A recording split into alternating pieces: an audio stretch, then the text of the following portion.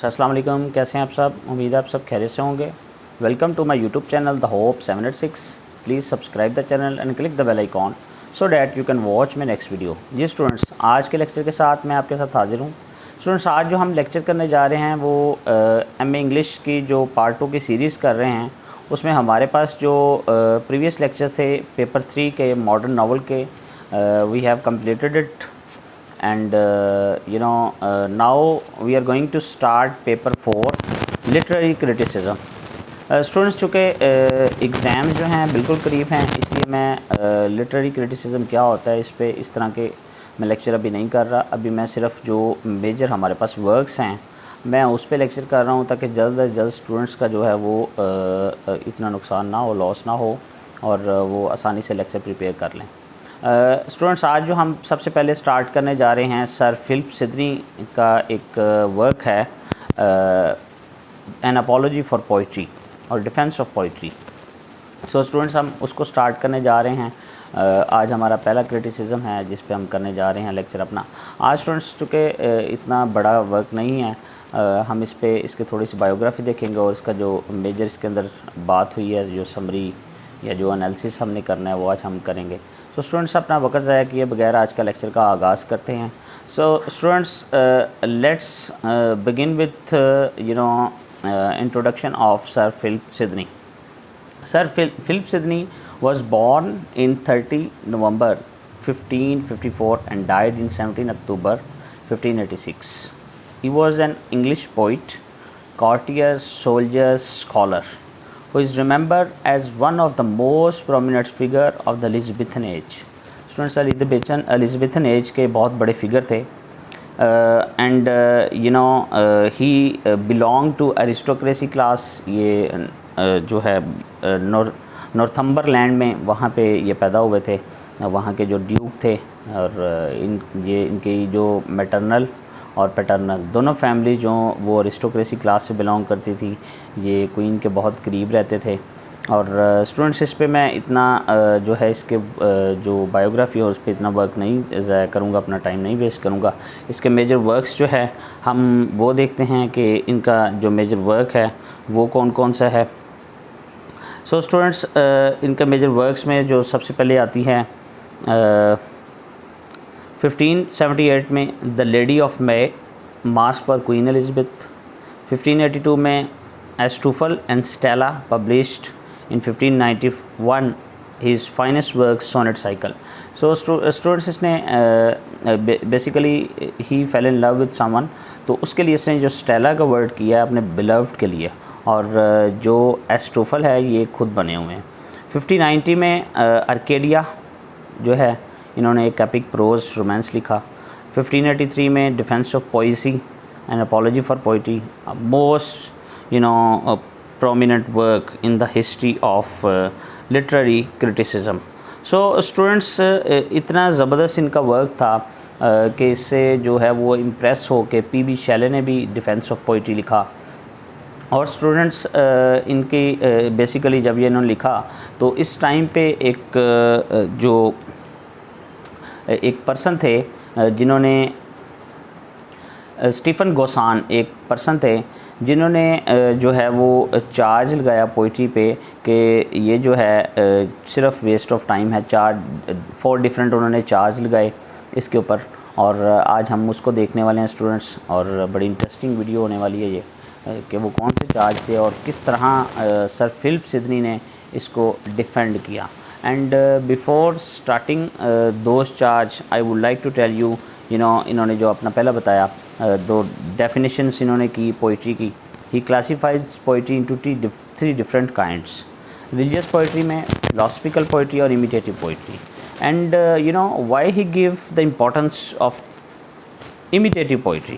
वो क्या कहते हैं इमिटेटिव पोइट्री? कहते हैं poetry is an art of imitation.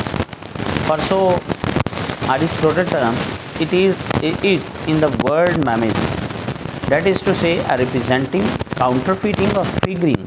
For to speak metaphorically, a speaking picture with dissent, to teach and delight. जी स्टूडेंट्स, ये आपने देखा कि इन्होंने जो इस पे किया।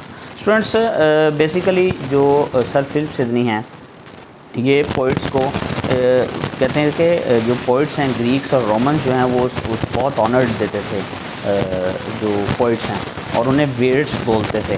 दे call them vates, Roman call them vates mean prophet और फोर्सी। और ये जो हैं वो कहते थे कि the poet is not a slave, is not a slave to nature, इसलिए जो है वो नेचर का स्लेव नहीं है।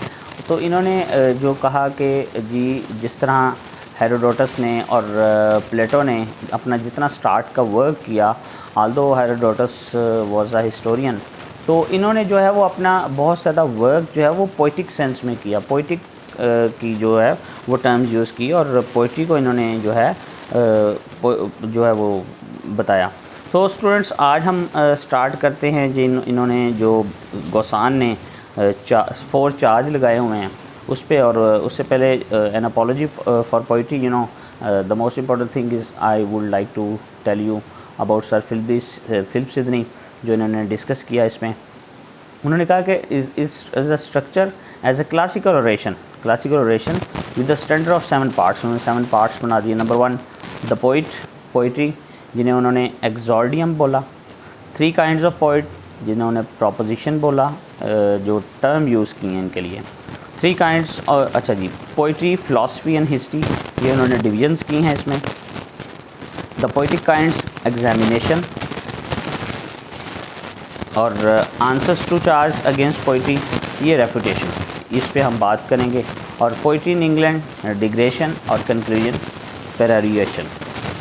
स्टूडेंट्स जो मेजर चार्ज हैं हम उसको डिस्कस करते हैं बगैर वक्त ज़ाया किए, ताकि हम उस पर ही हमारी बात है, और मेजर हम बात फिर उसको किस तरह इन्होंने फिलिप सिडनी, उन्होंने किस तरह इसको डिफेंड किया। स्टूडेंट जो स्टीफन गोसान हैं उन्होंने जो 4 डिफरेंट चार्ज लगाए, उसमें जो पहला चार्ज था उनका poetry is a waste of time.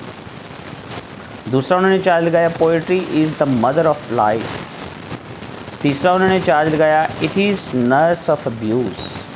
और जो चौथा चार्ज लगाया उन्होंने, Plato had rightly banish the poets from his ideal world.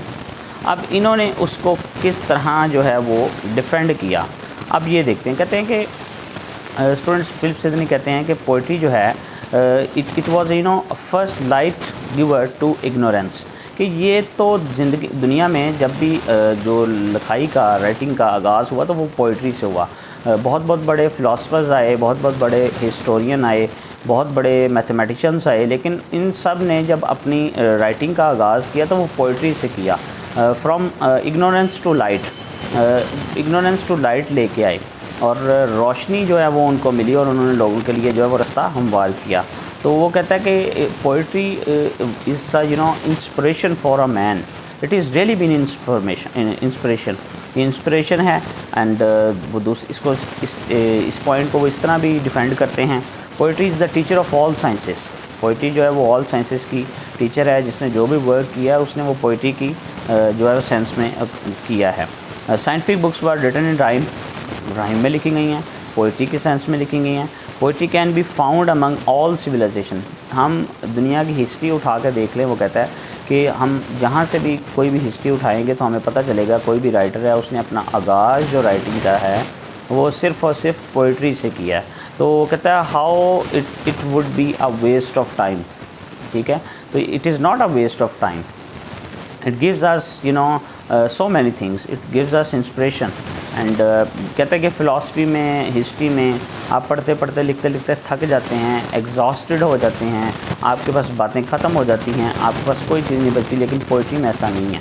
Poetry जो है वो सोल्जर्स भी पढ़ते हैं, सोल्जर्स तक भी जाती है, उनके लिए भी इंस्पिरेशन है। और डिफरेंट जो एस्पेक्ट्स ऑफ लाइफ हैं उनके लिए पोइट्री जो है वो बहुत ज़रूरी है।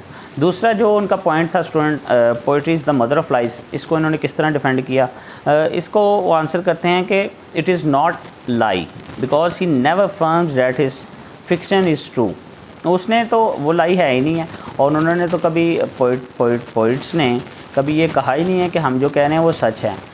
It is all about the amalgamation between the two things, and the poetic truths are ideal and universal. वो आइडियल होते हैं, यूनिवर्सल होते हैं, यूनिवर्सलिटी में लिखते हैं। They were wits and they see future उनके पास इतनी जो है वो कैपेसिटी होती है। And he also said that the falsehood arises only where a period tells of facts past or present and the poet has no concern with that। Poets जब लिखते हैं तो वो ये थोड़ी देख के लिखते हैं हिस्टोरियंस की तरह या फ़िलासफ़र्स की तरह के या लिटरेचर की तरह कि माजी में इस तरह हुआ है और प्रेजेंट में इस तरह हुआ है और फ्यूचर में इस तरह होगा। वो तो सिर्फ लिखते हैं, वो उनके रेवोल्यूशन होती है और जो है ना वो लिख देते हैं। यहाँ पे एक मेरे माइंड में एक लाइन आई है शेर की, गालिब की, आते हैं गैब से ये मज़ामीन ख्याल में। तो ये गैब से ही मज़ामीन जो है वो ख्याल में आते हैं। सो स्टूडेंट्स सेकंड पॉइंट को उसने इस तरह जो है डिफेंड किया। नंबर 3 पे जो है students, poetry is the nurse of abuse. Nurse of abuse किस तरह हैं स्टूडेंट्स? वो कहता है कि you know to Sidney it is people who abuse poetry, के लोग होते हैं जो पोइट्री को अब्यूज़ करते हैं। वो कहता है कि abuse are more nurse by philosophy and history than by poetry. कहता है कि पोइट्री से ज़्यादा तो फ़िलासफ़ी और हिस्ट्री जो है वो अब्यूज़ है। By describing battles, bloodshed, violence, history में ये लोग चीज़ें ये वाली लिखते हैं। तो ये क्या चीज़ें हैं? उसके बाद स्टूडेंट्स वो बात करता है कि on the contrary poetry helps to maintain morality, help करता है हमारी मोरालिटी मेंटेन करने में, and peace by avoiding such violence and bloodshed. All arts and sciences put evil effects if they are misused. अगर जितना भी arts और science है, अगर हम उनका गलत इस्तेमाल करेंगे, इवल इफ़ेक्ट उनका हमारे पे आएगा, तो मिस यूज़ ही होंगी ना। तो you know how he had defined you know the third point. Number 4 point पे स्टूडेंट्स जो उसने कहा कि जी Plato had rightly banish the poets from his ideal world. तो वो कहता है कि किस तरह वो आइडियल वर्ल्ड से करता है स्टूडेंट्स। एक तो वो बात करता है कि प्लेटो जो है वो पोइट्री के अगेंस्ट नहीं था, वो जो है तो उन चीज़ों के अगेंस्ट था जो उसे पसंद नहीं थी। वो कहता था कि जो एक सेंस रखती हों चीज़ें उन्हें लिखें, क्योंकि उसका अपना स्टार्ट का सारा वर्क अगर हम देखें तो प्लेटो ने सारा वर्क जो अपना है वो सारा और सारा जो है वो जो प्रोज उसने लिखी है, जो भी उसने फ़िलासफ़ी लिखी, वो सारी जो है वो पोइटिक सेंस में, राइमिंग में लिखी हैं। वो कहता है कि Plato objection was directed against the theological concepts, theological concepts के अगेंस्ट है। और Plato himself was you know born a poet and a large part of his dialogue is poetic. उसका जो ज़्यादा पार्ट है वो पोइटिक है। अगर हम होमर की इलीड की बात करें तो कितने बड़ा वो जो पोइट्री का वर्क है। And you know his description of the poet as a light winged and sacred thing in that dialogue reveals his attitude to poetry. क्योंकि उसने अपने रिपब्लिक में ये बात की है कि दे शुड बी बैंड। इसको लेटर ऑन मैंने पहले भी बताया था कि पी.बी. शैले ने फॉलो किया और सिमर सैनी ने रीडर्स ऑफ पोइट्री में फ़ॉलो किया, इसी को आगे डिफेंड किया। तो वो कहता है कि अब ये बोलता है, प्लेटो बोलता है कि Plato was making a claim for poetry which he for his part could not endorse। Not only Plato, but Sidney tells us all great men have honored poetry, कि पोइट्री की सब जो हैं वो ऑनर्ड करते हैं। So students it is all about you know an apology for poetry, and it is you know very interesting lecture. Today's lecture is very interesting. I hope that you people really enjoyed, and if you have any question at the end of this lecture, so please come in the comment box and ask me, and I will give you an answer. Thank you very much, students.